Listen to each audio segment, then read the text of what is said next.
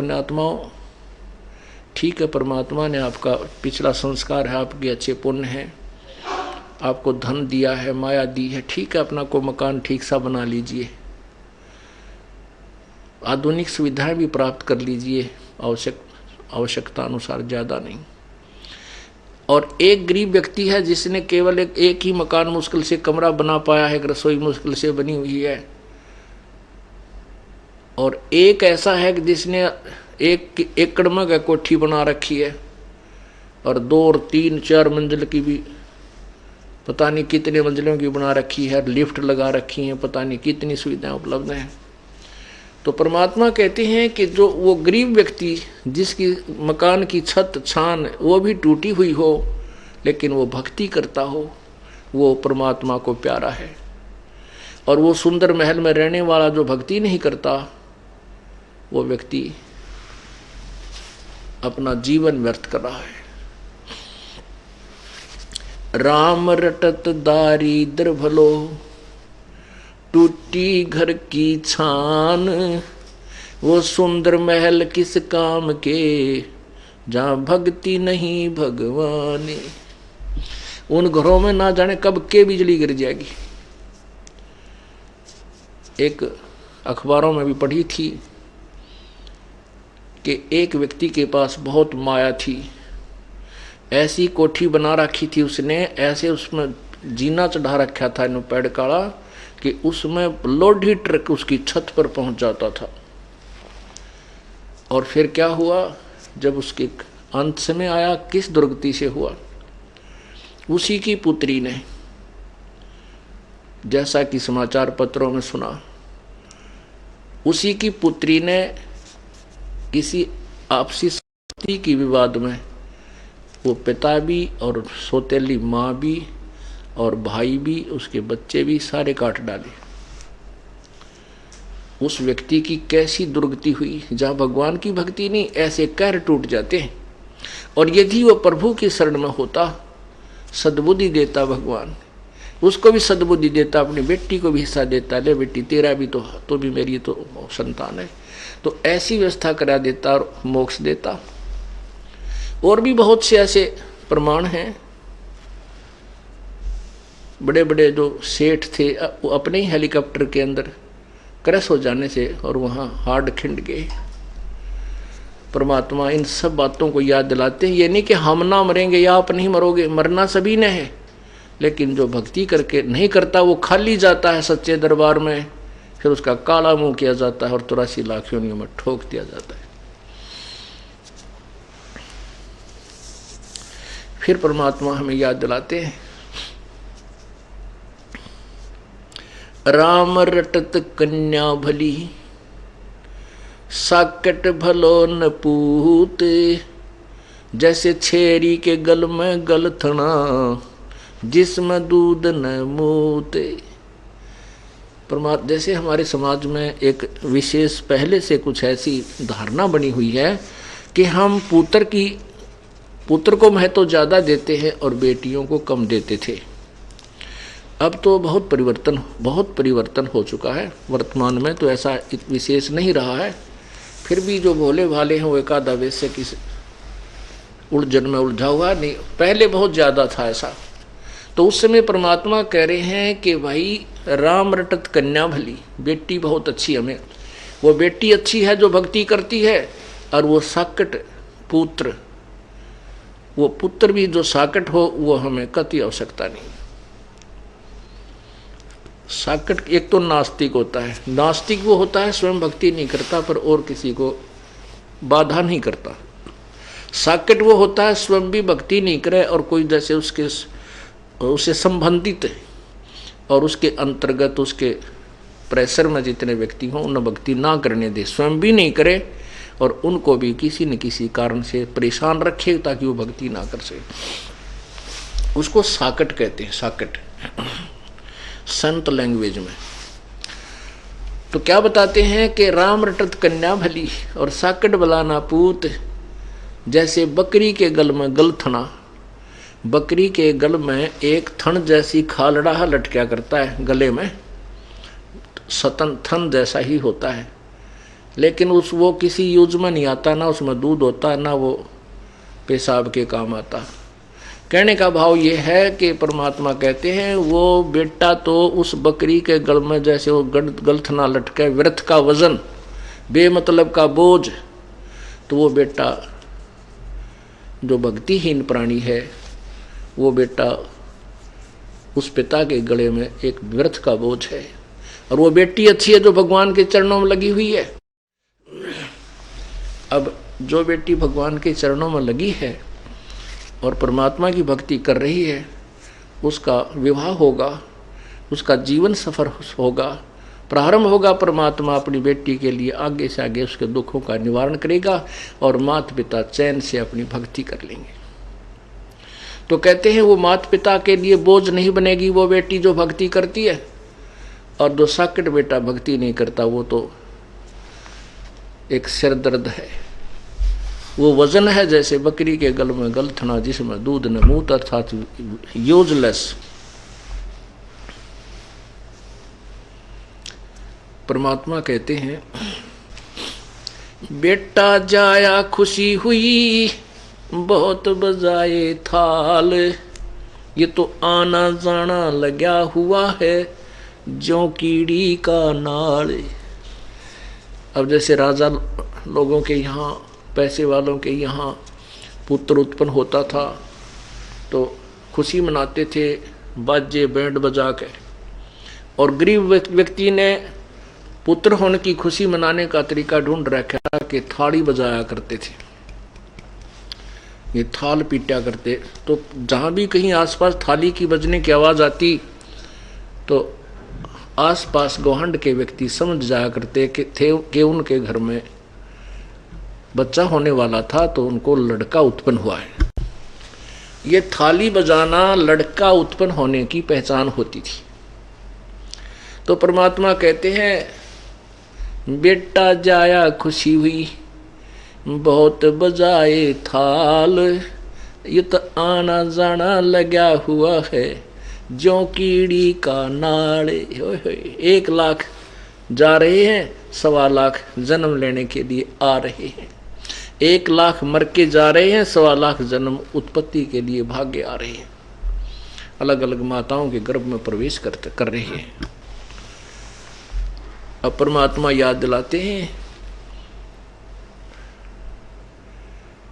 झूठे सुख को सुख कहे मान रहा मन मोदे, ये सकल चबीना काल का कुछ मुख में कुछ गोदे।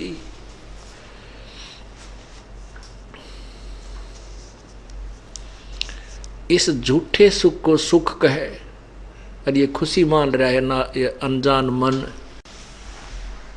ये तो सकल चबीना, चबीना माने आहार, ये सकल चबीना काल का कुछ मुख में कुछ गोद। 1 लाख तो मुख में जा लिए आज, और बाकी जो बचे हुए इनको गोदी में, गोदी मीन उनको पाल पोस रहा है, उनको खिला रहा है, प्रसन्न कर रहा है, और फिर समय आने पर उनको भी खा जाएगा।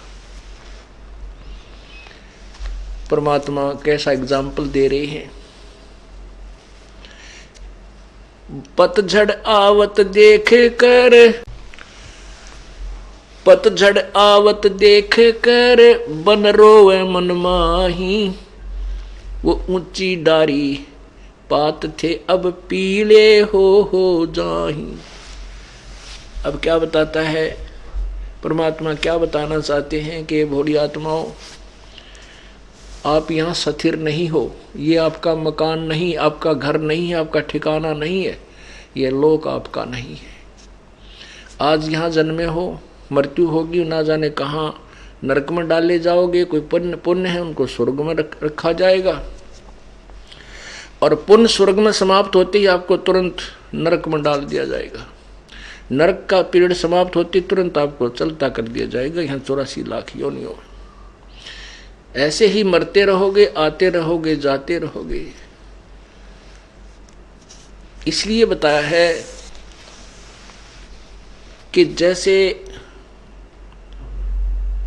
पतझड़ अब आएगी, आ चुकी है, अब क्या होगा कि पहले वाले पत्ते पीले पीले होकर के टूट टूट कर गिर जाएंगे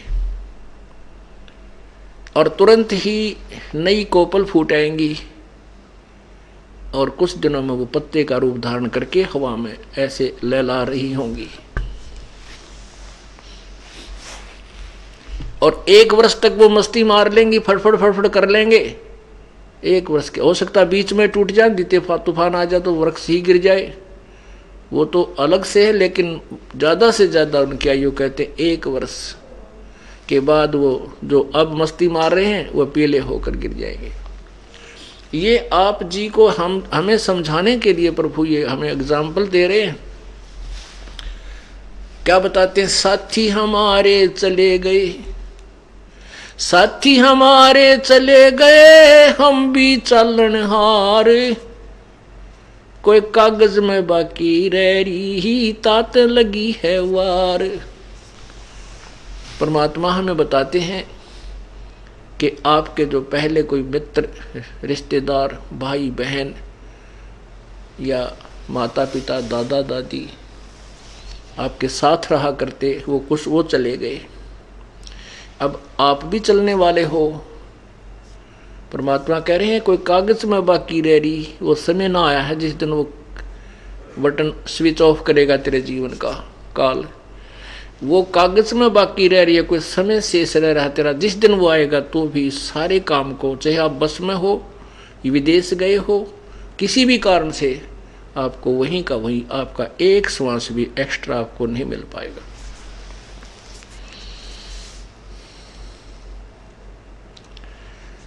इसलिए प्रभु को मत भूल। हम यदि परमात्मा के चरणों में लगे रहेंगे, उस परमेश्वर की शरण में सच्चे मंत्र का सच्चे ढंग से लगे रहेंगे, जाप करते रहेंगे, तो एक तो ऐसे हमारा परमात्मा हमारे जीवन में वृद्धि करेगा और ऐसी बेमौत नहीं मरेंगे हमारे भक्त, परमात्मा के जो सच्चे भक्त होते हैं। लेकिन जो भक्ति नहीं करते उनके लिए ये शिक्षा उपदेश परमात्मा बता रहे हैं। तो क्या कहते हैं? साथी हमारे चले गए, हम भी चालनहार, कोई कागज में बाकी रह रही, तात लगी है वार। फिर देर को नहीं, जब ये शरीर छूट जाए, प्राण निकल जाएंगे, ये खोखा पड़ा रह जाएगा, कुल के लोग तुरंत इकट्ठे हो जाएंगे और यूँ कहेंगे भाई जल्दी ठाओ, जल्दी ठाओ, जल्दी करो। और कोई लकड़ी ढोने लग जाएगा, कोई कुछ व्यवस्था करने लग जाएगा, और जिसका वो मृत्यु होती है घर में, वो बेचारे बुरा हाल रो रो कर टक्कर मारने लग जाएंगे। तो परमात्मा कहते हैं यहाँ फिर कति देर नहीं है, इतने देर है, इतने तेरी या स्विच ऑफ ना होता या मृत्यु ना आती तेरी। फिर क्या बताते हैं?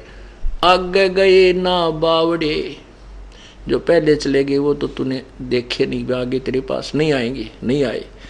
और रहते भी सब जाही, बिन साहिब की बंदगी की ठोर ठिकाना नहीं। पहले चले गए वो तो वापस नहीं आए, आपको वो जो के तुम उसी स्वरूप में नहीं मिले। वो वैसे तो आते रहेंगे 84 लाख योनियों में। पहले गए ना बावड़े, रहते भी सब जाही, बिन साहेब की बंदगी की ठोर ठिकाना नहीं। कबीर परमेश्वर की भक्ति बिना जीव की कहीं भी ठिकाना नहीं है। अब यहाँ मनुष्य जीवन में चाहे राजा बना है, मृत्यु जिस दिन समय आएगा वो राजा जो का तो हार्ट अटैक से या किसी अन्य कारणों से तुरंत मृत्यु को प्राप्त हो जाएगा।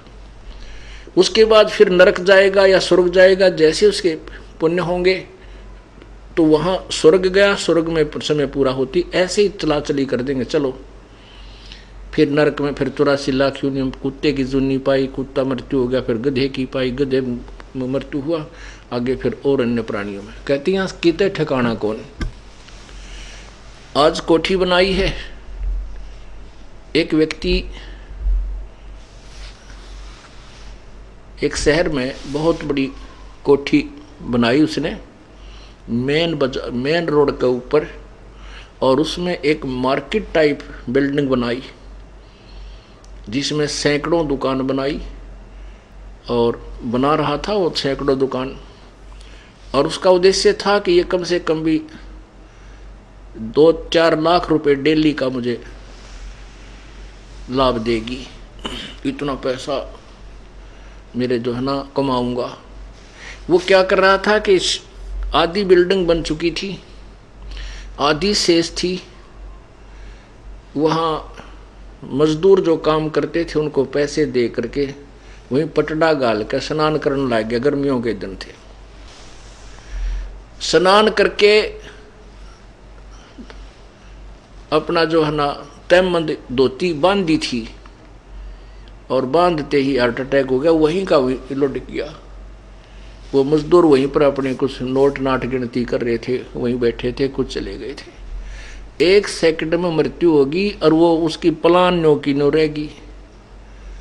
तो परमात्मा हमें याद दिलाते हैं,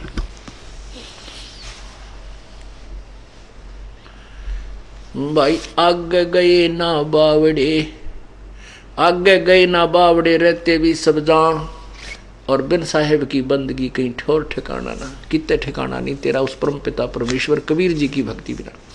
उस कबीर परमेश्वर की भक्ति करने से हमें क्या लाभ होगा कि हम सतलोक चले जाएंगे। गीता जी अध्याय नंबर 15 के श्लोक नंबर 1 से 4 का एक विशेष विवरण है कि परमेश्वर उल्टा लटका हुआ संसार रूपी वृक्ष है। इस पूरे ब्रह्मांडों को समझो कि परमेश्वर की जो कंस्ट्रक्शन है, इसको उल्टा लटका हुआ संसार रूपी वृक्ष समझो, और जो ऊपर को इसकी जड़ है, नीचे को शाखाएं हैं। ऊपर को जड़ तो पूर्ण परमात्मा समझो, नीचे को शाखाएं रजगुण ब्रह्मा, सतगुण विष्णु, तमगुण शिव जी जानो। और जो संत इस संसार रूपी वृक्ष की सर्व शाखाओं के बारे में, सभी पार्ट्स ऑफ द ट्री, उस वृक्ष के सभी भागों को बता देगा कि तना क्या है, डार कौन भगवान है और शाखा कौन है, पात क्या है, वो तत्वदर्शी संत है, स वेद विद। तो फिर कहा, जैसे गीता जी अध्याय नंबर 4 के श्लोक 34 में कहा है कि उस तत्व ज्ञान को जो पूर्ण परमात्मा ने स्वयं आकर वर्णन किया है। गीता जी अध्याय नंबर 4 के श्लोक नंबर 32 में कहा है कि जैसा कि मैंने तुझे बताया है अर्जुन, अध्याय नंबर 4 के 25 से लेकर और 31 तक, कि कोई तो भगवान की ऐसी साधना करता है, कोई देवताओं की अन्य देवताओं को पूजता है, कोई पितरों को पूजता है, कोई हठ योग करता है, कोई खड़ा होकर, कोई केवल प्राण अपान की वायु का अभ्यास करके, कोई अपनी ये प्राणायाम करके, इन्हीं को मोक्षदायक मानकर कर रहा है। लेकिन उस परमेश्वर के द्वारा बोले गए अपने मुखारविंद से तत्व ज्ञान में, उनकी वाणी में, उनके मुखारविंद से उच्चारित जो तत्व ज्ञान है, उसके अंदर ये सभी विस्तृत वर्णन दिया हुआ है। और गीता जी अध्याय नंबर 4 के 34 में कहा कि उस तत्व ज्ञान को जो परमात्मा ने स्वयं अपने मुख से बोला है, उस वाणी को तू तत्वदर्शी संतों से के पास जाकर समझ, उनको दंडवत प्रणाम कर। गीता ज्ञान दाता कहता है मैं नहीं जानता उसको, नहीं तो वो जानता होता लिख ही देता है सारे, तो इतनी 18 अध्याय लिखी हैं, 4 लाइन और लिख देता, 4 श्लोक और लिख देता कि ऐसा है, ऐसा लिख, ऐसा कर। तो वो कहता है कि उस तत्व ज्ञान को किसी तत्वदर्शी संतों के पास जाकर समझ, जो गीता ज्ञान से अलग है, भिन्न है। और जैसा फिर वो तत्वदर्शी संत तुझे मार्गदर्शन करे, ऐसा कर। उस फिर बताया गीता जी अध्याय नंबर 1 में लिखा कि वो तत्वदर्शी संत की पहचान क्या होगी, इस उल्टे लटके संसार रूपी वृक्ष को वो भिन्न भिन्न पार्ट सहित बताएगा। अब फिर देखिएगा, क्योंकि पवित्र सदग्रंथों को पढ़ने से, सुनने से ज्ञान यज्ञ का फल मिलता है। और गीता जी अध्याय नंबर 4 के श्लोक नंबर 33 में कहा है कि दर्व यज्ञ से ज्ञान यज्ञ श्रेष्ठ है। तो ये ज्ञान यज्ञ जब हमारे समझ में आ जाएगी, तत्व ज्ञान समझ में आ जाएगा, फिर हम भ्रमित नहीं हो सकते। इसलिए हमने इस तत्व ज्ञान को रह रह कर सुनना और पढ़ना होगा, ताकि हमारा जो भ्रम अंधेरा है वो पूर्ण रूप से नष्ट हो जाए।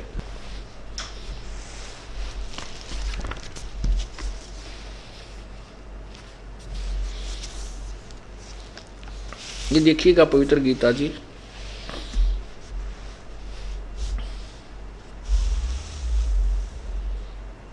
जयदयाल गोविंद का द्वारा इसका अनुवाद है, गीता प्रेस गोरखपुर से प्रकाशित है।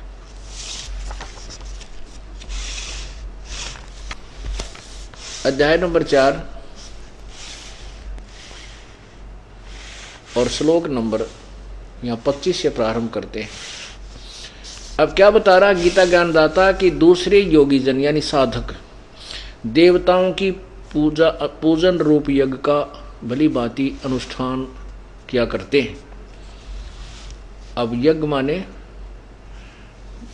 देवताओं की, यज्ञ का माने पूजा का, यज्ञ माने पूजा, धार्मिक अनुष्ठान।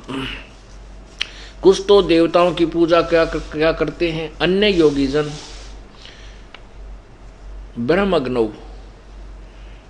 परब्रह्म परमात्मा रूप अग्नि में, ब्रह्मग्नौ का अर्थ होता है परमात्मा के वियोग रूपी अग्नि में, इसका अर्थ ही होता है यज्ञ के द्वारा, यानी विरह को ही ज्ञान भक्ति मानते, आत्म रूप यज्ञ का हवन किया करते हैं। और 26 में कहा है कि अन्य योगीजन श्रोत्र आदि समस्त इंद्रियों को संयम रूप अग्नि में हवन किया करते हैं, दूसरे शब्द आदि समस्त विषयों को इंद्रिय रूप अग्नि में हवन किया करते हैं। अब ये क्या बताया जा रहा है, गीता ज्ञानदाता कह रहा है कि कोई तो अन्य देवताओं की पूजा करते हैं, कोई केवल एक वियोग वैराग में गाते बजाते, या जैसे आपने पढ़ा होगा, कभी सुनाते हैं हम कई बार, कि जैसे ऋषभ देव जी को इतना वैराग हो गया, वो उस वैराग में जंगल में घूम रहा था, इतना उस विरह अग्नि में, परमात्मा के पाने की विरह अग्नि में। तो कहते हैं उस वन में आग लग गई, बांसों के आपस में रगड़ा खाने से दावा न लग जाती है, वो पूरा जंगल जल गया और ऋषभ देव जी भी जल के नष्ट हो गए। तो यहाँ इसमें यही बताया कि कुछ तो ब्रह्म अग्नि में, ब्रह्म अग्नि का अर्थ भगवान के पाने रूपी वियोग की एक तरफ में, वो उसी में भ्रमते भटकते रहते हैं, उसी को मोक्ष मानते हैं, उसी को मोक्ष का मार्ग मानते हैं। और कुछ अपने इंद्रियों को हठ योग से रोकने की चेष्टा करते हैं, कुछ देवताओं की पूजा करते हैं, कोई किसी प्रकार से। आगे देखना फिर आप 26 आपने पढ़ लिया, अब 27 देखो। दूसरे योग, हाँ ये आपने पढ़ लिया। हाँ, दूसरे योगीजन इंद्रियों की संपूर्ण क्रियाओं को और प्राणों की समस्त क्रियाओं को, प्राण माने श्वासों की, ज्ञान से प्रकाशित आत्म संयम योग रूप अग्नि में हवन किया करते हैं। अब इसका क्या अर्थ बताते हैं कि जैसे कुछ तो अपनी इंद्रियों को हठ योग से रोकने की में ही अपना मोक्ष मानते हैं। जैसे राजा जनक के पास जैसे सुखदेव ऋषि जी थे, उन्होंने अपने इंद्रियों को, कर्म इंद्रियों को, ज्ञान इंद्रियों को जीतने की चेष्टा कर ली थी कि मैंने अपनी इंद्रियों पर काबू पा लिया, और उसी से वो मोक्ष मान रहा था। तो राजा जनक के पास जब वो गए उनसे उपदेश लेने के लिए, तब राजा जनक ने कहा था कि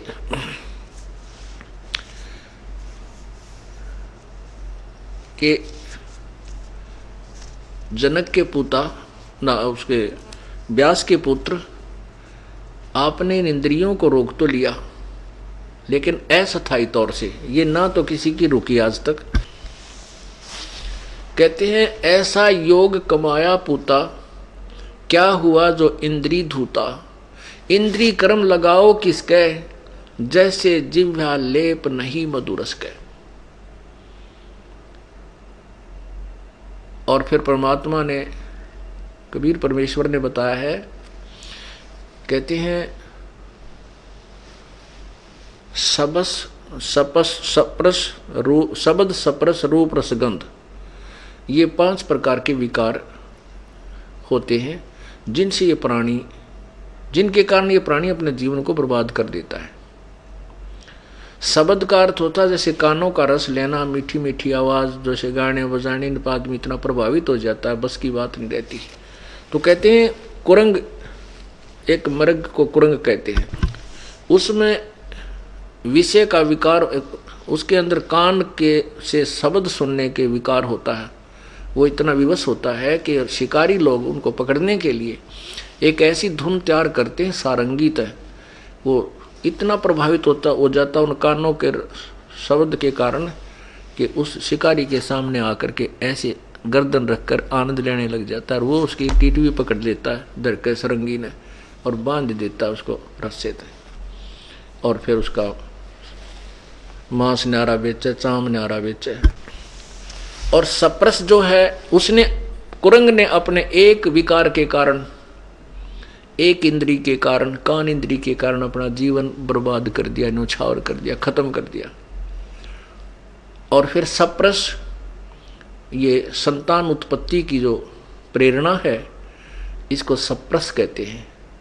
हाथी पकड़ने वाले क्या करते हैं, एक हथनी को ट्रेंड कर लेते हैं और एक गड्ढा खोद लेते हैं लंबा चौड़ा, उसके ऊपर एक लकड़ों की छत दे करके उसके ऊपर मिट्टी डाल करके लंबी चौड़ी, और उसके ऊपर फिर छोटा छोटा घास नया बिल्कुल ताज़ा उसमें ऐसे लगा देते हैं, जैसे ऐसा लगता है कि ये बिल्कुल घास उगा हुआ है।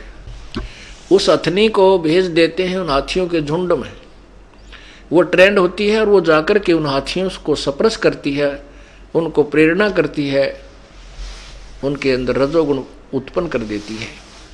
और फिर वो उसके साथ भागने की चेष्टा कर, जब वो कोशिश करते हैं तो वह भाग लेती है, पीछे पीछे हाथी उसके पीछे पीछे 4, 5, 6 का झुंड लग लेता है। वो ट्रेंड होती है, सीधी भागी आती है। वो जो हाथी पकड़ने वाले वृक्षों की ओट में खड़े हो जाते हैं, आड़ में।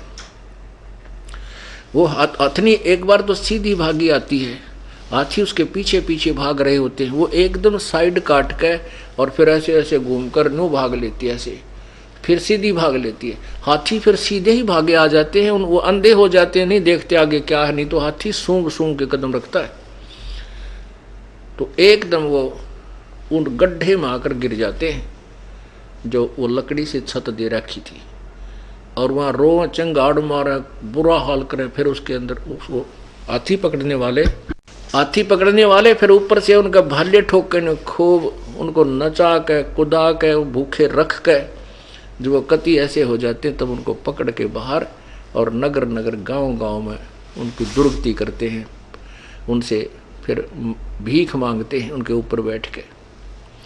एक सप्रस के कारण, एक रजोगुण के कारण, सप्रस जो एक इंद्री का रस के कारण, उसने प्रजनन इंद्री के कारण के रस उसके कारण उसने अपना जीवन खो दिया। रूप, ये जो पतंग होते हैं, छोटे छोटे जो पतंगे, छोटे छोटे जीव होते हैं, ये दीपक के ऊपर या हाइलोजन जल रही है उसके ऊपर ऐसे भागकर चिपक जाते हैं, उनके बस की बात नहीं, वो रूप के ऊपर आसक्त होते हैं और उससे वो जल करके नष्ट हो जाते हैं। रस, जीव के स्वाद, जिह्वा इंद्री के कारण एक मछली जो अपना जीवन बर्बाद कर देती है, क्योंकि मछली पकड़ने वाले एक कांटे में लोहे के घुंडी वाला तार होता है, उसके अंदर एक मांस का टुकड़ा फंसा के और एक धागे से वो कुंडा बांध कर कांटा और जल में डाल देते हैं, और वो मछली भाग कर उसको पकड़ लेती है। पकड़ते ही वो कांटा उसके हलक में गड़ गया, अंदर जो है ना उसके मुख के अंदर फंस जाता है, और वो झटका देते हैं और ज़्यादा गड़ जाता है, बाहर पटक मारे, और वो मछली ने उस एक अपने जिह्वा स्वाद के लिए इंद्री के कारण अपना जीवन खो दिया। सुगंध, गंध, भौरा एक होता है, भौरा एक आपने देखा होगा, काला सा बूंद सा उड़ता हुआ चला करे, उस भौरे के अंदर नाक इंद्री जो है, नासा इंद्री, ये प्रभावित होती है इसके कारण वो फूल पर बैठ जाता, सुगंध लेने में इतना मस्त हो जाता है, रात्रि में फूल बंद हो जाता है और उसी में अपना जान बर्बाद, वो मर जाता है, लेकिन उठ नहीं सकता। तो यहाँ परमात्मा ये बताना चाहते हैं, कुछ तो दूसरे योगीजन संपूर्ण इंद्रियों की क्रियाओं को, प्राणों की समस्त क्रियाओं को ज्ञान से प्रकाशित आत्म संयम रूप अग्नि में हवन किया करते हैं। कहते हम बहुत अपने आप को साध लिया है, अपनी इंद्रियां रोक ली हैं। परमात्मा कहते हैं कहन सुन की करते बाता कोई ना देखा अमृत खाता। कहते हैं परमात्मा कहते हैं कि कुरंग मतंग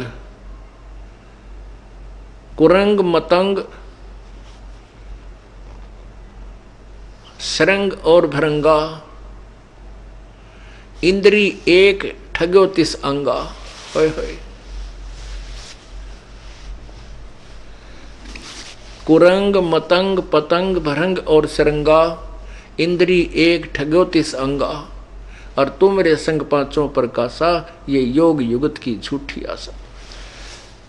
एक एक प्राणी को, उन प्राणियों में एक एक इंद्री प्रभावित थी, जिसके कारण अपना जीवन खो दिया। तुम्हारे साथ तो पांचों विकार आपके अंदर, मनुष्य जीवन के अंदर काल ने ये पांचों फिट कर दिए, और किसी न किसी कारण तो तेरे जाल में रहेगा ही रहेगा। तो यहां परमात्मा कहते हैं तुमरे संग ये पांचों प्रभावित हैं, तो योग युगत की झूठी आशा। तो यहाँ ये बताना चाहते हैं कि कोई तो ऐसी साधना को उत्तम मोक्षदायक मान जानता है, कोई इसको मोक्षदायक जानता है, उसको मोक्षदायक जानकर ही करता रहता है। कहते हैं आगे बताएंगे कि वो तो इनके विषय में और विस्तृत ज्ञान तत्वदर्शी संत, वो परमात्मा ने आकर ही अपने मुखारविंद से बताया हुआ होता है, वो तत्व ज्ञान है। अब देखिएगा अध्याय नंबर 4 चल रहा है। आपने 27 सुना। दूसरे योगीजन इंद्रियों की संपूर्ण क्रियाओं को और प्राणों यानी समस्त क्रियाओं को ज्ञान से प्रकाशित, यानी अपनी सूझबूझ तन्यों का हमने संयम कर लिया, आत्म संयम योग रूप अग्नि में हवन करते हैं। 28 में देखो, कई पुरुष द्रव्य यज्ञ संबंधी यज्ञ करने वाले हैं, यानी भंडारे भंडूरे करते रहते हैं। तपस्या करने वाले ही, कितने ही अन्य जो तपस्या रूप यज्ञ करने वाले जो तप करते हैं, हठ योग करके, खड़े होकर, बैठकर, जो पानी में कहीं कहीं, तथा कि दूसरे कितने ही योग रूप यज्ञ को हवन करते हैं। कुछ योग ही करते हैं, जैसे योगासन जिनको कहते हैं, करते हैं। कितने ही करते, कितने ही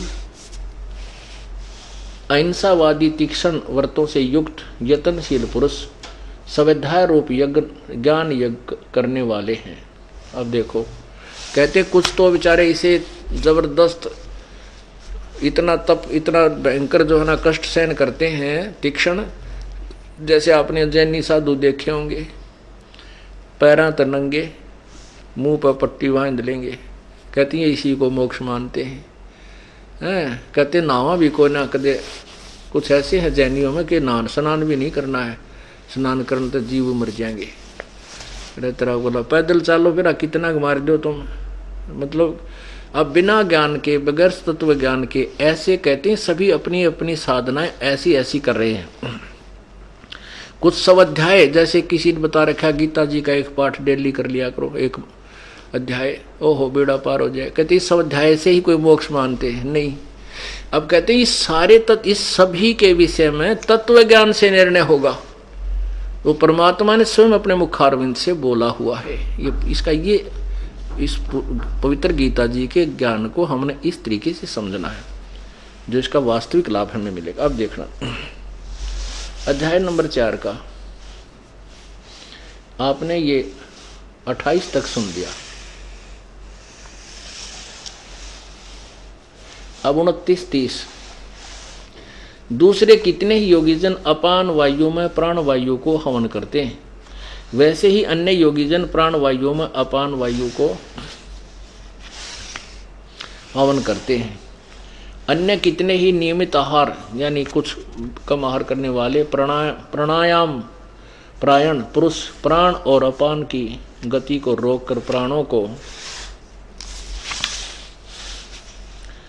प्राणों में ही हवन किया करते हैं। ये सभी साधक यज्ञों द्वारा पापों का नाश करने वाले यज्ञ को जानने वाले हैं। इसका वास्तविक अर्थ ये है कि ये जो साधना कर रहे हैं ना, जैसी भी, वो सभी इन सभी अपनी क्रियाओं को पाप नाशक ही मानकर करते हैं कि हम अपनी क्योंकि पाप नाश होए बिना कल्याण नहीं हो सकता। तो ये कहते हैं ये सभी जो क्रियाएं कर रहे हैं ये अपनी अपनी क्रिया को जो करते हैं ऐसे वो पाप नाशक जानने वाले हैं, यानी उनको पाप नाशक जानते हैं।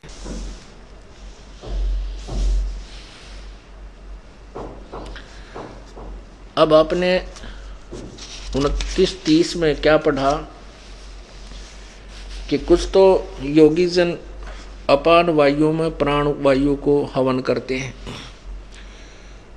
कुछ आपने देखा होगा योग अभ्यास यानी प्राणायाम अभ्यास से श्वास को इतना सूक्ष्म कर लेते हैं और उसी से कहते हैं हम मोक्ष हो जाता है। काफी समय तक प्राण रोकने का अभ्यास कर लेते हैं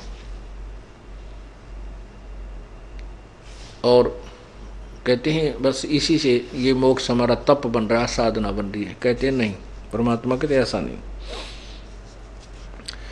कुछ योग करते हैं, योग माने अभ्यास, योग अभ्यास करते हैं, उसी से अपना कल्याण मानते हैं और कितने ही नियमित आहार करके और कुछ प्राण अपान की वायु को गति को रोक कर यानी जो अपना सांस रोक लेते हैं।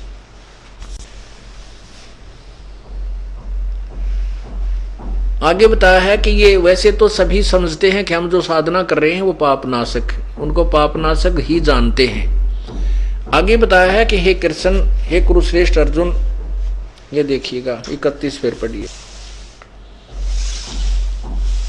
हे कुरुश्रेष्ठ अर्जुन, यज्ञ से बचे हुए अमृत का अनुभव करने वाले योगीजन सनातन ब्रह्म सनातन ब्रह्म परमात्मा को प्राप्त होते हैं। यज्ञ से बचे हुए अमृत का अनुभव करने वाले,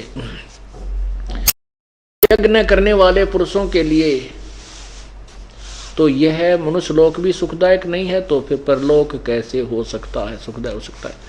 अब इस पॉइंट को समझने के लिए कि सनातन परब्रह्म परमात्मा को प्राप्त होते हैं कौन? यज्ञ से बचे हुए अमृत का अनुभव करने वाले। अब पुण्यात्मा, गीता जी अध्याय नंबर 3 के श्लोक नंबर 10 से लेकर के 15 तक विवरण दिया है कि प्रजापति ने, परमात्मा ने सबसे पहले प्रजा रचकर उनको कहा था तुम यज्ञ किया करो और कहा था तुम यज्ञ करके उन्नति को प्राप्त करो और तुम यज्ञ के द्वारा देवताओं को बढ़ाओ और वो उन्नत हुए हैं देवता तुम्हें बिना मांगे ही लाभ दिया करेंगे। फिर आगे बताया है कि अध्याय नंबर 3 के ही श्लोक नंबर 14-15 में उसमें क्या बताया कि सभी प्राणियों की उत्पत्ति अन्न से होती है, अन्न वर्षा से होता है और वर्षा यज्ञ से होती है, धार्मिक अनुष्ठानों से होती है। यज्ञ जैसे यहाँ 5 यज्ञ चलती हैं, इनसे सृष्टि का बैलेंस बना रहता है। वर्षा यज्ञ से होती है, यज्ञ शास्त्र अनुकूल भक्ति कर्म से होते हैं और यज्ञ यानी कर्म ब्रह्म ने लगाए। ब्रह्म इस काल के लोक में हम आए तो हमने काम करना पड़ा और ये अनुष्ठान करके अपना टाइम पास, इससे कुछ राहत लेकर के अपना गुजारा करते। लेकिन हम सतलोक में चले जाते हैं, वह नैस कर्म में हमें सिद्धि प्राप्त हो जाती है, वहाँ काम नहीं करना होता। लेकिन यहाँ हम आए काल के लोक में तो हमारे कर्म लगे, ये कर्म लगाए काल ने, ब्रह्म ने, और इस काल ब्रह्म की उत्पत्ति हुई उस परम अक्षर ब्रह्म से, यानी अक्षर ब्रह्म से, परम अक्षर ब्रह्म से, पूर्ण परमात्मा से। और वो पूर्ण परमात्मा सर्वगतम ब्रह्म, वो पूर्ण परमात्मा सर्वव्यापक वासुदेव पूर्ण परमात्मा ही यज्ञों में प्रतिष्ठित है। यज्ञों में यानी उस पूर्ण परमात्मा को इष्ट मानकर जो साधना करते हैं वो उसको प्रतिष्ठित रख करके कि कबीर परमेश्वर ये पूर्ण परमात्मा के प्रति को इष्ट मानकर, तो फिर उससे जो लाभ होता है वो सभी वो पूर्ण लाभ प्राप्त होता है, वो वास्तविक यज्ञ है। अब देखना, अब गीता जी अध्याय नंबर 4 के श्लोक नंबर 31 में कहा कि यज्ञ से बचे हुए अमृत का जो अनुभव करते हैं। अब तीसरे अध्याय का आप देखिएगा, ये 3 श्लोक आपको 4-5 श्लोक पढ़ाएंगे क्योंकि तीसरे से कंटिन्यू आ रहा है ये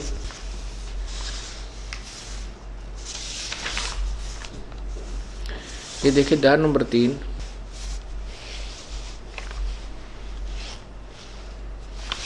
और यहां से 10 नंबर श्लोक से शुरू करते हैं। प्रजापति ब्रह्मा ने कल्प के आदि में यज्ञ सहित प्रजाओं को रचकर उनसे कहा था, तुम लोग इस यज्ञ के द्वारा वृद्धि को प्राप्त हो, यह यज्ञ तुम लोगों को इच्छित भोग प्रदान करने वाला हो। अब 11वें में कहा है कि इस यज्ञ के द्वारा देवताओं को उन्नत करो और वो देवता तुम लोगों को उन्नत करें। इस प्रकार निस्वार्थ भाव से एक दूसरे को उन्नत करते हुए तुम लोग परम कल्याण को प्राप्त हो जाओगे। आगे 12 में कहा है कि यज्ञ के द्वारा बढ़ाए हुए देवता तुम लोगों को बिना मांगे ही इच्छित भोग निश्चय ही देते रहेंगे। इस प्रकार उन देवताओं द्वारा दिए हुए भोगों को जो पुरुष उनके बिना दिए स्वयं ही भोगता वो तो चोर ही है। 13 में स्पष्ट किया है, जो दास आपको बताना चाहता है कि यज्ञ से बचे हुए अन्न को खाने वाले श्रेष्ठ पुरुष सब पापों से मुक्त हो जाते हैं।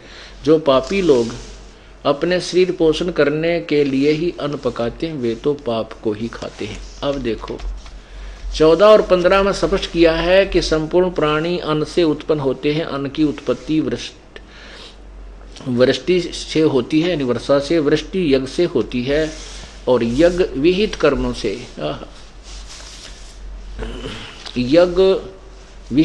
से उत्पन्न होते हैं। और कर्म समुदाय को तू ब्रह्म उद्भवम, वे इन अर्थ कर दिया वेद से उत्पन्न नहीं, ब्रह्म माने इस ब्रह्म काल से उत्पन्न और वेद को और ब्रह्म को इस काल को अविनाशी परमात्मा से उत्पन्न हुआ जान। इन्होंने ब्रह्म का अर्थ वेद किया जो बिल्कुल गलत है, कहीं नहीं हो सकता वेद का ब्रह्म का अर्थ वेद। ब्रह्म परमात्मा को कहते हैं और ब्रह्म परमात्मा को कहते हैं और वेद परमात्मा का संविधान है। तो ऐसे एक राजा का विधान है, संविधान है। तो राजा को संविधान अर्थ नहीं किया जा सकता। यदि कोई राजा का अर्थ संविधान अर्थ करता है तो अपरिचित व्यक्ति है, वो अज्ञानी है। ऐसे ब्रह्म प्रभु है और वेद तो प्रभु का विधान है, प्रभु की वाणी है। परमात्मा अलग है और वेदों में परमात्मा के विषय में जानकारी है, वेद परमात्मा नहीं है। तो यहां कहने का भाव है कि इन्होंने अर्थ इसलिए गलत कर दिया कि तत्व ज्ञान से अपरिचित थे। तो यहां लिखा है कि ब्रह्म की उत्पत्ति वेदों अक्षर पुरुष से हुई, अक्षर से हुई है, अक्षर पुरुष। ये देखो कर्म समुदाय को तू यहां करो वेद से, ब्रह्म से उत्पन्न, यानी क्योंकि काल के लोक में आए तुमने कर्म करके खाना पड़ा। सतलोक में कोई कर्म से नहीं बल्कि परमात्मा की तरफ से हमें सब वस्तु मिलती है। तो ब्रह्म की उत्पत्ति, ब्रह्म यहां ब्रह्म लिखना था, काल अविनाशी परमात्मा से, अक्षर सम उद्भवम, अविनाशी परमात्मा से उत्पन्न हुआ जान। इससे सिद्ध होता है कि सर्वव्यापी सर्वगतम ब्रह्म, सर्वव्यापी परम अक्षर परमात्मा सदा ही यज्ञों में प्रतिष्ठित है। ये परम अक्षर परमात्मा, यानी परम अक्षर ब्रह्म कहो, परमात्मा को परम अक्षर ब्रह्म ही यज्ञों में प्रतिष्ठित है। क्या मतलब हुआ कि जो अब ये समझना, इसको समझने के लिए आपको बार बार ये क्लास समझाया जाएगा आप स्टूडेंट हैं, आप परमात्मा के प्राप्ति वाले विद्यालय, स्कूल, कॉलेज के यानी विश्वविद्यालय के विद्यार्थी हो। आपको रह कर ये चैप्टर रह कर ये क्लियर करना पड़ेगा दास को, कि ताकि आप स्वयं तो भक्ति करोगे ही और साथ में अन्य भोली आत्माओं को भी समझा करके इस दास के पास ला करके उनका कल्याण करवाओगे, इस स्कूल में उनको भी प्रवेश दिलवाओगे।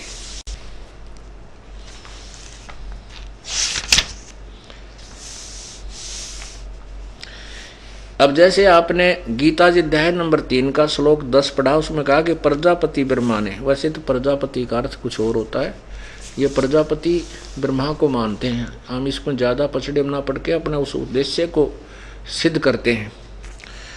कल्प के आदि में यज्ञ सहित प्रजाओं को रचकर, यानी सब यज्ञों को अनुष्ठानों के विषय में भी बताया था और साथ में प्रजा की रचना की।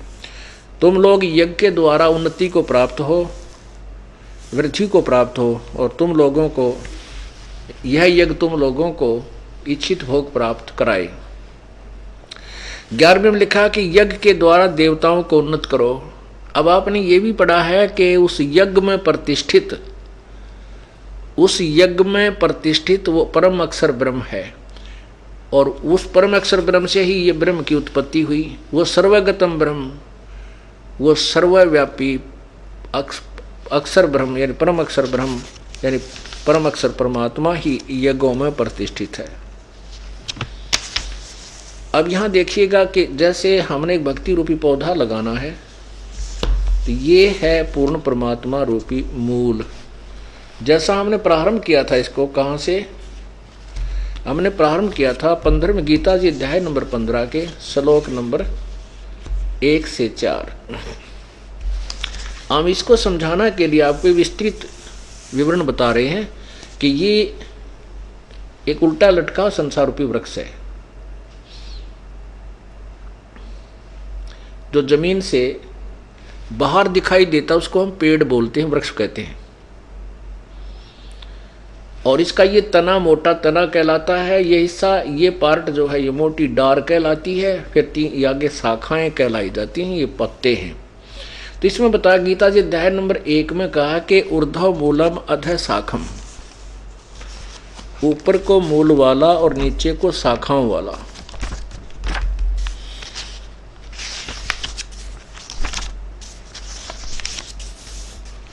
ये देखिएगा पवित्र गीता जी अथ पंचदशो अध्याय, ऊर्ध्व मूलम अधः शाखम अश्वत्थम प्राहो अवम, ये प्रथम मंत्र है। छंदासी यस्य प्रणानी यह तम वेद स वेदवित। इसका अर्थ है कि ऊपर को मूल वाला जड़ वाला, नीचे को शाखा वाला, ये अविनाशी उल्टा लटका हुआ पीपल, संसार रूपी पीपल का वृक्ष है। छंदासी यस्य प्रणानी, इसके जो पत्ते आदि हैं वो इसके विभाग हैं, छंद हैं, टुकड़े हैं। और ये तम वेद, जो इन सब संसार रूपी वृक्ष के सभी पार्ट्स को जानता है, तम यह जो तम माने उसको वेद माने जानता, स वेदवित, वह वेद के तात्पर्य को जानने वाला था, तो वो तत्वदर्शी संत है। यहाँ देखो, आदि पुरुष परमेश्वर रूप मूल वाले, यानी जड़ तो समझो पूर्ण परमात्मा है, और अधः नीचे को इन ब्रह्मा रूप मुख, ये मुख गलत लिखा, यहाँ देखना, इन्हीं के द्वारा अधः का अर्थ दूसरे श्लोक में अधः माने नीचे, अधः माने नीचे, ये दूसरे श्लोक में इन्होंने अधः का अर्थ नीचे किया है। तो हम यहाँ इसको अधः माने नीचे को, और ये यथार्थ है, अधः माने नीचे को, शाखा माने शाखा वाले। और संसार रूपी पीपल के वृक्ष को अविनाशी कहते हैं, वेद जिसके पत्ते कहे हैं, नहीं, ये इन्होंने गलत कहा है। इसका अर्थ सीधा बनता है कि जिसके पत्ते आदि जो पार्ट्स हैं वो छंद विभाग हैं, यह तम वेद। ये देखो संस्कृत मूल देखिए, छंदासी यस्य प्रणानी ये तम वेद, इन्होंने बीच में घुसेड़ दिया वेद को, नहीं, उसके पार्ट्स हैं, उसके पत्ते आदि, उसके छंद विभाग हैं, ये तम वेद, जो उसको जानता है। वेद माने जानना होता है। ये स वेदवित, वह वेद के तात्पर्य को जानने वाला है, वो तत्व ज्ञान से परिचित है। इसका ये अर्थ बनता है। पीपल रूपी वृक्ष को अविनाशी कहते हैं, जिसके वेद पत्ते कहे गए हैं। जो उस संसार रूपी वृक्ष को जो पुरुष मूल सही तत्व से जानता है, स वेदवित, वह वेद के तात्पर्य को जानने वाला, अर्थात वो तत्वदर्शी संत होगा जो इस उल्टे लटके संसार रूपी वृक्ष के पार्ट्स ऑफ ट्री के जो पूर्ण विवरण दे देगा, स वेदवित, वह तत्वदर्शी संत है। तो यहां देखिएगा, ये है परमात्मा ने स्वयं आकर के, कबीर परमेश्वर ने एक तत्व रूपी संत की भूमिका की थी। उन्होंने आज से 600 वर्ष पहले बताया था इस गीता जी के उल्टे लटके संसार रूपी वृक्ष के बारे में। अक्षर पुरुष एक पेड़ है, निरंजन वा की डार, और तीनों देवा शाखा है, ये पात रूप संसार। तो वो परमात्मा ही तत्वदर्शी संत की भूमिका करते हैं, उनके बिना इस ज्ञान को कोई बता भी नहीं सकता। अब यहाँ देखो न्यारे न्यारे पार्ट्स। अक्षर पुरुष एक पेड़ है, जो बाहर दिखाई देता उसको अक्षर पुरुष कहते हैं। पेड़ दिखाई, उसका अक्षर पुरुष ये पेड़ है यानी तने से संबंधित होता है। तो ये तना तो अक्षर पुरुष यानी क्षर पुरुष है, ये अक्षर पुरुष है, ये परब्रह्म है। इससे एक मोटी डार निकली, ये ब्रह्म ज्योति निरंजन है, ब्रह्मा विष्णु महेश का पिता है। इस ब्रह्मा विष्णु यानी क्षर पुरुष से, ब्रह्म से आगे रजगुण ब्रह्मा, सतगुण विष्णु, तमगुण शिव जी रूपी शाखा है, और हम इससे आगे पात रूप में हम हैं, संसार रूपी ये पत्ते हैं। अब ये जड़ जो है ये मूल है, ये परम अक्षर ब्रह्म है, पूर्ण परमात्मा है। अब यहां पूर्ण परमात्मा से ही आहार चलता है इस वृक्ष को, तने में आया, तना से डार में यानी परब्रह्म में, परब्रह्म से ब्रह्म में, ब्रह्म से ब्रह्मा विष्णु महेश रूपी शाखाओं में, और फिर इन हमारे पास पहुंचा। अब हमने ये समझना है कि जैसे इसमें बताया है कि तुम देवताओं को उन्नत करो, और वो बढ़े हुए देवता तुम्हें उन्नत करे, और साथ में ये भी कहा कि उस परम सर्वगतम ब्रह्म को यज्ञों में प्रतिष्ठित है, उसी की पूजा करोगे तो तुम्हारे शुभ संस्कार बनेंगे, तुम्हें यथार्थ भक्ति लाभ मिलेगा। वो संस्कार बन के ब्रह्मा विष्णु महेश के पास तुम्हारे अकाउंट में जमा होंगे, फिर ये ब्रह्मा विष्णु महेश तुम्हें वो शुभ संस्कार ही देंगे, अन्य कुछ नहीं दे सकते। तो हमने पूजा तो पूर्ण ब्रह्म की करनी होगी, उसके बताए अनुसार चलना होगा। उसके बाद जो संस्कार हमारे पुण्य बनेंगे जैसे भी यहाँ के, तो वो फिर ब्रह्मा विष्णु महेश के पास जाएंगे, वो आपको वर्क डन देंगे, किए हुए कर्म का फल ही देंगे। वो कर्म कैसे बनेंगे? ये कर्म ऐसे बनेंगे। अब देखना, जैसे हम कोई भक्ति रूपी पौधा लगाना चाहते हैं, रोपना चाहते हैं, तो ये है प्रॉपर वे ऑफ प्लांटिंग, ये यथार्थ विधि है पौधा लगाने की। अब यहां हम क्या करेंगे, जैसे जड़ को मिट्टी में डालेंगे, दबाएंगे गमले में या मिट्टी में गड्ढा खोदकर, और फिर उसके उस मूल की जड़ की सिंचाई करेंगे, सेवा करेंगे, पूजा करेंगे, उसमें जल डालेंगे, खाद डालेंगे, तो वो खुराक फिर जड़ से तना में जाएगी परब्रह्म में, परब्रह्म से डार में जाएगी उस ब्रह्म में, और फिर डार से ब्रह्मा विष्णु महेश में पहुंचेगी, और फिर वो शाखा जो है वो फलों से लदबद हो जाएंगी, और फिर वो फल हमें प्राप्त होंगे किस विधि से, ये समझना है। फिर देखिएगा, ये है यथार्थ शास्त्र अनुकूल साधना, अर्थात सीधा बीजा हुआ लगाया हुआ भक्ति रूपी पौधा। यहां हमने जड़ यानी पूर्ण परमात्मा की पूजा की, इसको प्रतिष्ठित किया। इससे आगे खुराक गई तना में, अक्षर पुरुष में अर्थात परब्रह्म में, फिर डार में, डार से इन तीनों देवता ब्रह्मा विष्णु महेश रूपी शाखाओं में, फिर इनका फल लगेंगे। और अब हम क्या कर रहे हैं, हम उल्टी साधना कर रहे हैं। हमने इस भक्ति रूपी पौधे को उल्टा बो रखा है। हमने टहनियां ब्रह्मा विष्णु महेश की तरह हमने पूजा करनी शुरू कर दी, जड़ को छोड़ दिया, हम भक्तिहीन होते जा रहे। अब हम ऐसे पूजा कर रहे हैं जो शास्त्र विधि रहित है, शास्त्र विरुद्ध साधना, अर्थात उल्टा बीजा हुआ लगाया हुआ भक्ति रूपी पौधा। तो यहां से पानी डाल रहे हैं, ये टहनियां गल गई और भक्ति रूपी पौधा हमारा सूख गया, हमें कोई लाभ नहीं हो रहा। अब हमने ना तो कोई छोड़ना है, हमने किसी, कहते हैं आपके गुरुजी तो ब्रह्मा विष्णु महेश की पूजा को मना करते हैं, और वो तो हमारे देवताओं को पूजा से मना करते हैं वहाँ जाना ठीक नहीं। नहीं, दास किसी को मना नहीं करता। हमारे ज्ञान को ना समझ कर जो भ्रमित लोग, भ्रमित करने वाले, जो अपनी दुकानें बचाने वाले, जो धर्म की आड़ में शोषण कर रहे हैं जनता का, वो लोग भ्रमित करते रहते। दास नहीं कहता कुछ छोड़ने को, इस पौधे को सीधा करने को कहता ताकि आपको सर्व लाभ मिले। अब आप ऐसे पूजा करें, अन्य देवताओं की पूजा करते हो, और दास कहता है कि ऐसे करो बस, तो ब्रह्मा विष्णु महेश को हम कहाँ छोड़ेंगे, क्योंकि फल तो इन्होंने देना हमारे को। इन टहनियों को तोड़ने को कोई कहेगा वो मूर्ख है, उसको कोई ज्ञान नहीं। ब्रह्मा विष्णु महेश को छोड़ने की कोई कहे तो नालायक व्यक्ति है। नहीं, हम कहते हैं भक्ति रूपी पौधा सीधा करो और फिर फल यहाँ लगेंगे। जब ये पेड़ होगा तो यज्ञों में प्रतिष्ठित पूर्ण परमात्मा है। अब यज्ञ से बचे हुए अन्न को, अब जैसे हमें परमात्मा ने पूर्व संस्कारवश जो धन दिया है उसमें से हम दान पुण्य नहीं करते, हम चोर हैं उस मालिक के। और परमात्मा कहते जिन हर की चोरी करी और गए राम गुण भूले, ते बिदना बागुल किए अब रहे उर्द मुख झूले। बागुल पक्षी बना दिए जाते हैं, वो कहते हैं मुख से खाते हैं और मुख से ही टट्टी करते हैं। वो बागुल पक्षी उल्टे लटके रहते हैं, ऊपर को पंजों से और नीचे को मुंह रहता है उनका, बिरान माटी होती है। अर्थात महादुखी प्राणी हो जाओगे जिन हर की चोरी करी और गए राम गुण भूल, परमात्मा की महिमा से जो अपरिचित होकर के और ये दान पुण्य करना त्याग दिया, उनकी दुर्गति होगी। अब यही ये कहना चाहते हैं अपनी पवित्र गीता जी कि जो व्यक्ति पर जो उन देवताओं के द्वारा दिए हुए, बड़े हुए देवता जो तुम्हें धन देते हैं, अर्थात जो तुम्हारे यथार्थ भक्ति मार्ग से जो तुम्हें धन मिला और उसमें से तुम आगे दान नहीं करते हो, तो तुम कहते हो वो चोर हैं और केवल अपने उदर पोषण के लिए नाना प्रकार के पकवान बनाकर खाता है, दान धर्म नहीं करता है, कहता वो पाप को ही खाता है। अब यज्ञ से बचे हुए,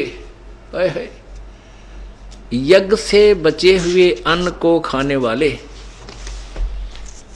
यज्ञ से, यज्ञ कौन सा है? धार्मिक यथार्थ शास्त्र अनुकूल साधना को हम यज्ञ कहते हैं, यानी यथार्थ अनुष्ठान कहते हैं। उस यज्ञ से बचे हुए अन्न को खाने वाले, अब देखिए यज्ञ से, अध्याय नंबर 3 के श्लोक नंबर 13 में, यज्ञ से बचे हुए अन्न को खाने वाले श्रेष्ठ पुरुष पापों से मुक्त हो जाते हैं। जो पापी लोग अपना शरीर पोषण करने के लिए अन्न पकाते हैं वे तो पाप को ही खाते हैं।